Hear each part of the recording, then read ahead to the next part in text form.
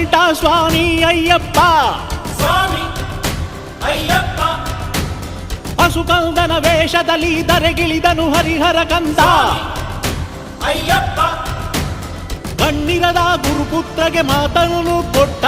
ಭಕ್ತರಿಗೆ ತಾನೊಲಿದು ಕರುಣೆಯ ಕಣ್ಣಿಟ್ಟ ಸ್ವಾಮಿ ಅಯ್ಯಪ್ಪ